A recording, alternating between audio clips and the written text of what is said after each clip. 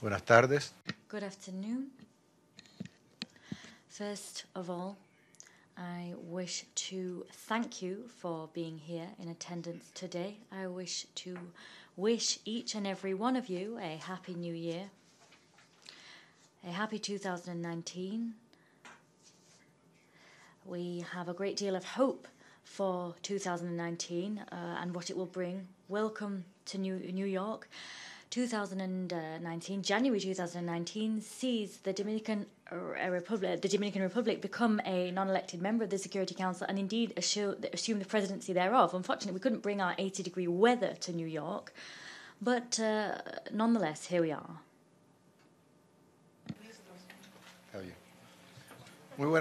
A very good afternoon to you all.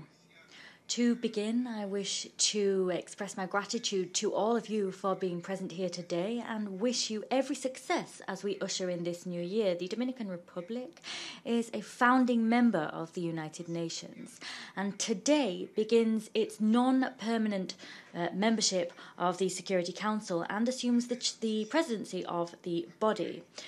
From this rostrum and within the Council, we will act as a committed member and we will always be guided by the fundamental tenets of our foreign policy and by the principles enshrined in the United Nations Charter. That charter focuses on the respect of sovereignty and equality of all member states, as well as the principle of non-intervention, the respect of human rights, and the right to self-determination of peoples. Moreover, the principles of peace and social justice are crucial and enshrined within the Charter, and of course there is the promotion of democracy and rule of law, and we will be guided by all of these principles in our endeavours. The Dominican Republic has always been an active participant in multilateral initiatives within Latin America and the Caribbean as a member of the mechanisms established by the guiding principles of global interaction at various levels. We've always been active in fora guided by those principles. We've also expanded our diplomatic presence to other regions. It is true that in a number of regions our representation is still somewhat lacking and in its embryonic stages perhaps. We will continue to participate in the multilateral fora and indeed in so doing already we've been able to voice our position on the pressing issues that require our attention. We are firmly committed to listening to and working with all member states of this organisation.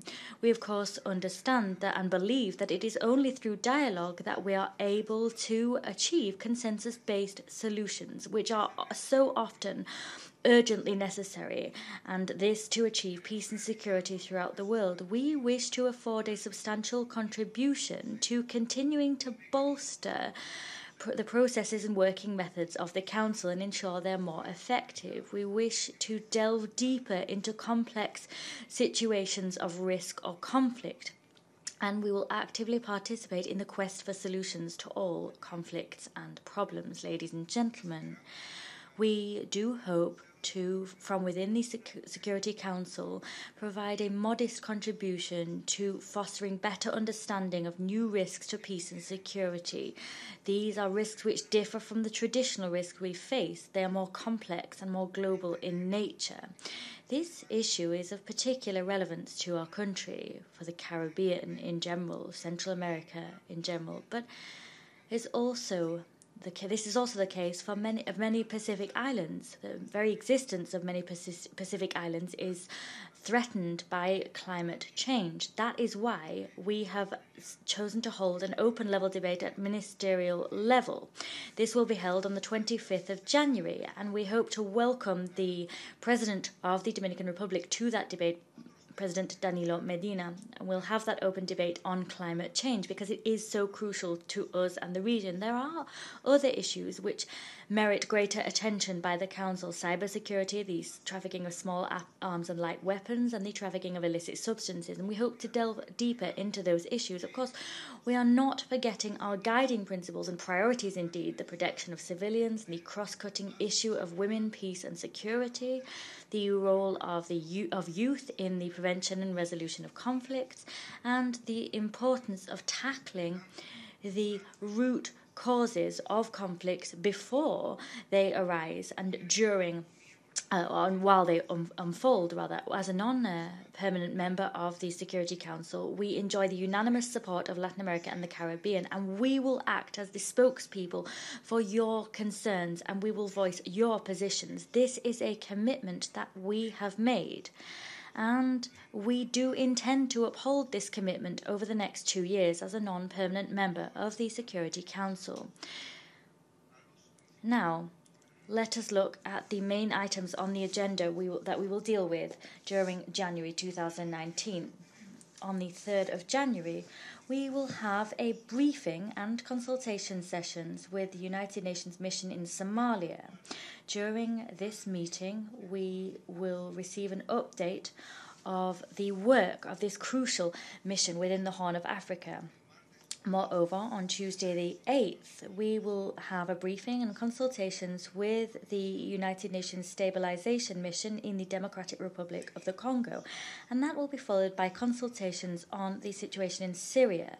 Here we'll focus on the chemical weapons track, the use of chemical weapons and their effects on the civilian population. On the 10th of January, we'll see briefing and consultations with the UN Office for West Africa and the Sahel. The next day, on the 11th of January, we will attend the lunch offered by the Secretary-General. That's a lunch to which all members of the Council are invited. On the 15th of January, we'll see the open debate on the Middle East. On the 16th of January, in the morning, we'll have a briefing and consultation session with the United Nations mission in Mali, MINUSMA. On the 17th of January, there will, in the morning, be a briefing by the 1519-1 Committee on Sudan. In the afternoon, we'll have a meeting of the TCCs contributing to the Cyprus mission. On the 18th of January, we have scheduled to take place a briefing and consultation session with the United Nations Support Mission in Libya. On the morning of Tuesday the 22nd, we will hold consultations focusing on the peace mission in Cyprus. In the afternoon of the same day, we'll have a briefing on the Middle East, and this will be followed by consultations on the political situation in Syria. On the 23rd, we'll have a briefing and consultations indeed on the situation in Colombia. On Thursday the 24th, we will hold consultations on the United Nations Regional Centre for Preventive Diplomacy in Central Asia. On the 25th of January, as I previously stated, we will hold an open debate at a ministerial level, and this will focus on the risks to international peace and security posed by natural disasters.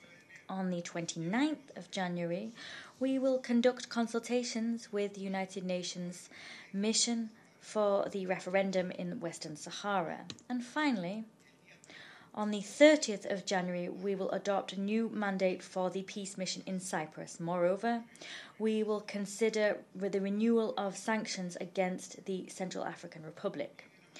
Moreover, on the morning of that same day, we'll have a briefing on the Middle East, and this will be followed by consultations on the humanitarian situation in Syria.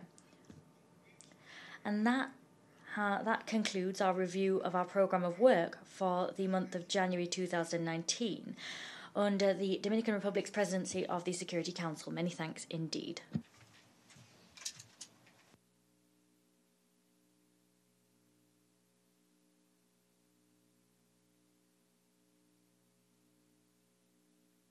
Buenas tardes.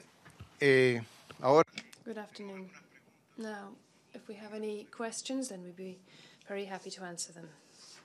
Good afternoon, and thank you for this briefing. And on behalf of the United Nations Correspondent Association, I wish to congratulate you for the elections and the presidency of the UN Security Council.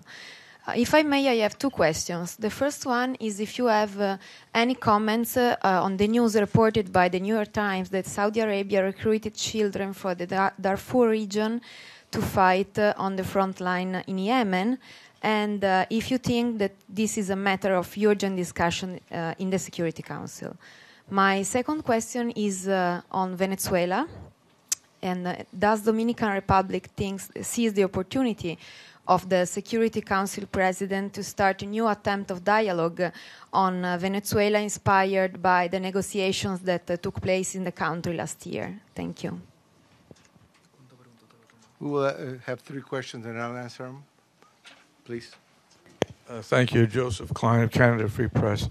There have been reports that Palestinians have asked for the open debate meeting, I guess it'll be on the 15th, for consideration again of full membership in the United Nations.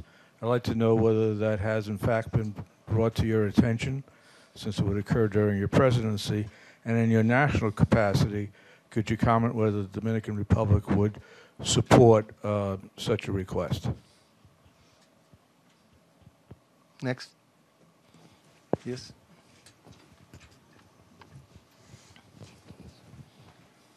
It's Rhonda Haubin, and I have a blog at Taz, the Tageszeitung, and my question is about your opening, which I found very helpful in terms of the principles of the Charter that your country wants to follow. And there's one principle that, in fact, the Security Council does not follow, and that is on Article 32, it's page 29 of but it's in Part 5, I think. And it's in Part 5. And what it says is that if you are going to talk about sanctions about somebody, some country, or some problem with some country, that the Security Council makes an invitation to that country, and then involves them in the discussion of that issue. So that way you have a way to hear what their views are on it and why their side of it. And this is basically not the practice of the Security Council. And I wondered if that's a principle that you would look at seriously and give us some understanding of if you feel, in fact, that is worthy of being followed versus not. And I want to point to the DPRK, because early on, essentially they were not involved and sanctions were put on them, and you didn't hear their side of it. And it's gone through many years of that. And I think with the new efforts that are being made to hear everybody's view, it would be a tribute to what's happening if the Security Council would start involving itself using that principle. Thank you. Let me answer. Voy a contestar estas 3 primero. I'll answer these 3 questions first. With regard to Saudi Arabia and the reports with regard to the children, I don't have any information on this to be able to give you an answer on it. As to Venezuela and dialogue, I'm sure that if it was asked again, we would be very prepared to do that. The Dominican Republic has been a centre of dialogue for conflicts in Latin America in the past and been successful on some occasions, but it is of interest to us. As to the debate on Palestine and whether they're being listened to and negotiated with to reach an agreement, we are continuing to listen to the different versions on this. That's what we're trying to do, and we're trying to reach an answer on that. As to the quotation you made from the Article 42, we have to listen to the affected party. I totally agree. Article 32. If you don't listen to the party, you don't know their position. The Dominican Republic's position is that one must always listen to the affected party. Thank you very much, Ambassador. Felicitaciones. Pamela Fall from CBS News. First is a follow-up on the DPRK. Any sense that you would have a meeting, any kind of specific meeting without a provocation on the DPRK, on peace talks, on possibility of denuclearization, any of that?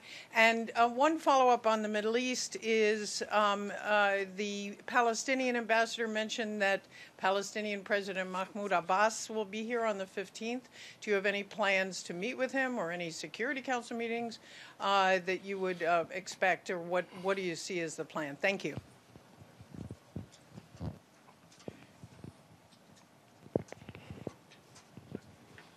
Yes. Por favor. Thank you, Mr. President. Congratulations on the outset of your presidency. I just couldn't see any reference in Yemen, neither in the program or in the footnote. Is there any plan to hold any briefings or receive briefing from the UN leadership on the ground right there, since there were numerous reports and statements from the UN that shows that the Houthis did not fully honor the agreements reached in Sweden? Any thoughts on that, please? Muchas gracias. Many thanks, Ambassador. My name is Abdelhamid Sayan. I'm from an Arab newspaper. Y tengo una pregunta sobre I do have a question on all the presidents of the Security Council, and it refers to all of them. Why can you not visit Gaza? Why does the Security Council not visit Gaza? It is a humanitarian catastrophe that we're seeing there, so and everyone's aware of that. So why are you not able to visit Gaza? Why do you not do that, given the scope of that humanitarian disaster? Can I suggest that you might visit Gaza?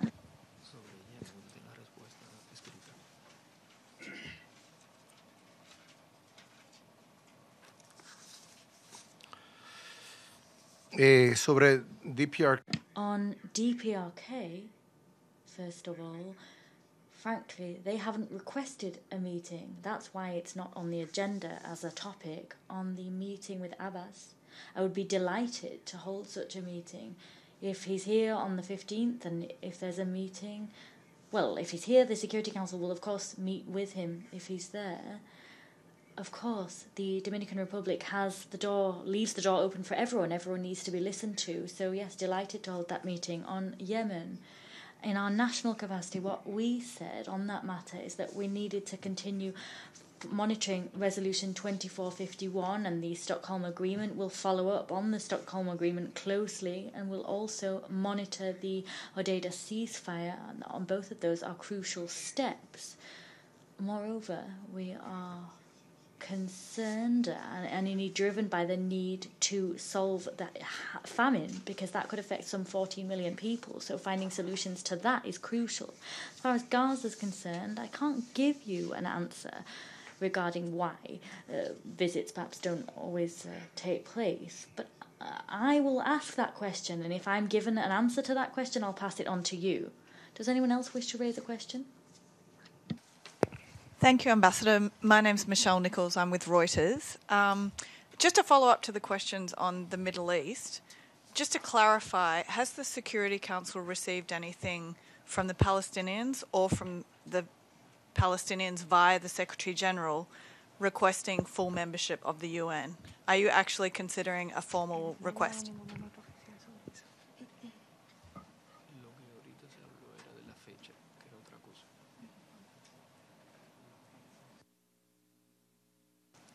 Yes. Thank you, Ambassador. My name is Sato from Japan TV NHK.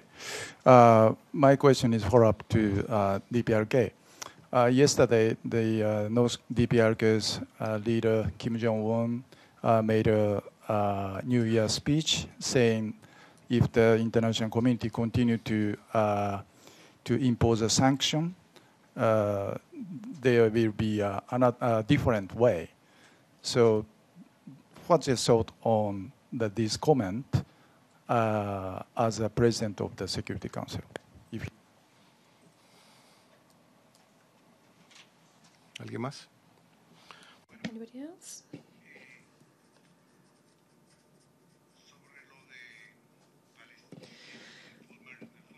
On Palestine and full membership, I haven't seen anything on this since my arrival. All that we can try to do in the meeting is to try to look at the date and whether it'll change for the debate. It's supposed to be on the 15th. DPRK, in my national capacity, I can say that dialogue is the only solution in everybody's eyes, and if the dialogue has been frozen for any reason, for any diplomatic reason, for whatever it is, it needs to be dealt with and addressed. There is no solution other than dialogue. or at least we as a country don't see any other solution. If there are no further questions, then thank you very much for the questions you've put. And we are at your disposal for any questions in the future. You can count on us. Thank you very much for coming, and a Happy New Year once again.